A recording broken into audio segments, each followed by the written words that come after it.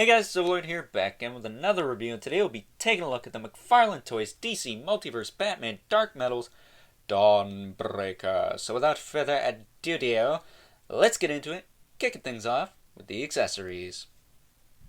Kicking things off with accessories, Dawnbreaker comes with a display/flight stand, a construct of a few little Betty bats, and a collectible trading card which you can pause and read the back of at your own leisure. Again, hopefully it's clear. And as for the display stand, you can slide the arm into the back.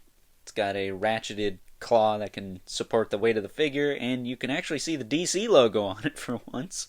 And as for the bats, they just kind of slide onto his arm. You gotta slide them on pretty far though, or else it just kind of flops around. So with that being said, time to move on to articulation. Moving on to the articulation on this guy, and unlike the Devastator we looked at last week, it's going to be a little less hindered this time. So that being said, let's get right into it, shall we? Let's. So, as I say that, the head articulation is going to be limited as hell because of all of his little tubers. Now you can heat this up, do all that noise to kind of make them softer, a little bit more pliable, but you're really just going to get a little bit of, not even really side to side, but more like tilt and some up and down. I will say the ear on mine, old bat ear, came out the package pretty warped. It's not as bad as it was, but I may have to heat that up again and see if I can't straighten that out a little more. But it's definitely not as bad as it was.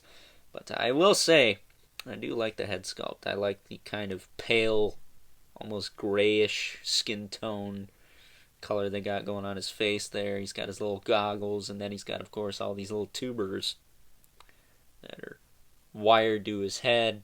I'm not sure what that's all about, but he looks like a ghoul, cyborg monstrosity of outer space, and that's awesome. So, shoulders go all the way out, far enough anyways. That's about all you need, really. They can go back down. They can rotate, but they are going to be hindered by this kind of shoulder piece here. He does have a bicep swivel. He also has that kind of butterfly joint. It works a little bit. It doesn't work a ton though, but you do get a little bit of shift in there, which is nice, because that was another thing that was pretty limited on the Devastator. Double joint at the elbow. So, and I'm going to start doing this now. This is going to be a new trend. Can he punch his own face? Yes, he can punch his own face. The Foosh came up with kicking his own ass. I'm coming up with punching his own face.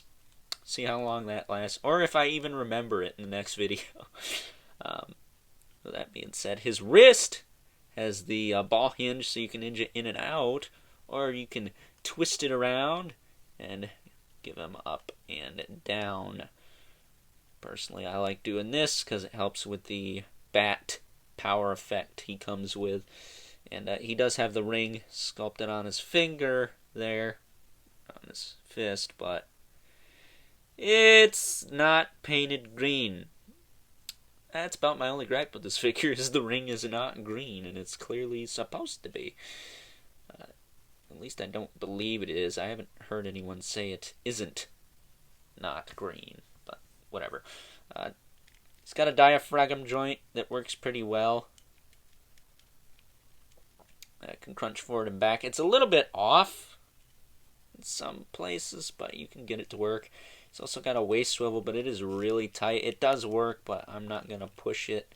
It's because I don't want to eat up all your time. And yeah, it's just way too stiff. It's mostly a tilt side to side, more so than anything. And forward and back a little bit. I will say I do like the kind of Green Lantern bat insignias fused together there. It almost kind of looks like the bat spreads out to his shoulder pieces here, but it does not. As for the hips, they do kick out to the side pretty far. They do kick back down. He does have a thigh cut, or a thigh swivel, I should say, that works okay. It's not bad. You can't really kick his hips or his legs out forward too far, though. That's about as far as I've been able to get due to his diaper being in the way. So that kind of sucks. I wish you could kick these out a little bit more, but whatever. He's got a double jointed knee, can't kick his own ass, and that's disappointing because I thought he could. Straighten those back out. He does have the ball hinge ankles, so you can rotate at the top, you can hinge them in the middle, and then you can rotate them at the bottom. Give him a good rocker. And then he's got a toe joint that doesn't really do much, but it is a little tighter than they have been. At least on the one side. The other side, not so much. But that pretty much does it with articulation on this guy. It's a lot better than the Devastator, but it's still hindered in some places. I think the hips is the main area I wish it was not as hindered. But what are you going to do? Still looks really cool aesthetically. So, that being said, let's take a look at some size comparisons. Taking a look at some size comparisons, here we have Dawnbreaker next to the other two Dark Metals I've already reviewed. Got the Batman Who Laughs on the left, and the Devastator on the right. Next up, we have the two Azraels from Batman White Knight, because those figures are freaking badass, and I love them. And last but not least, we got our two regulars. We got the Mythic Legions, Brother Mandibulus, and the Mortal Kombat 11 Spawn. So with that being said, time to wrap things up with some final thoughts. Overall, I've really been enjoying these Batman Dark Metals figures from the DC Multiverse. After taking a look at the Devastator last week and the Batman Who Laughs, seems like ages ago now, because, well, that's how this year's been, hasn't it? I gotta say, this is rounding out to be a pretty kick-ass line of figures from McFarlane Toys. Probably some of his best. And this one is no exception. I highly recommend you pick this guy up. Just because it looks cool. I mean, really, it just looks cool. Granted, it is a little bit limited in the articulation in some spots, but I got it into this pose. It's a pretty kick-ass pose. So that being said, hope you guys enjoyed this review. Don't forget to like this video, hit that subscribe button, and that notification bell so you know whenever I upload more reviews like this one.